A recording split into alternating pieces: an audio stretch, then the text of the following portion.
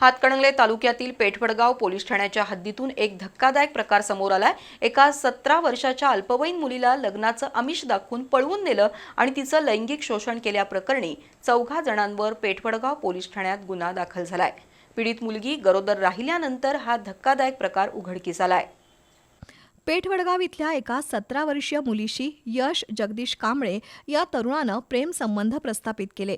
तिचं वय कमी आहे हे माहीत असतानाही आरोपी यशनं तिला लग्नाचं आमिष दाखवून मार्च 2025 मध्ये घरातून पळवून नेलं।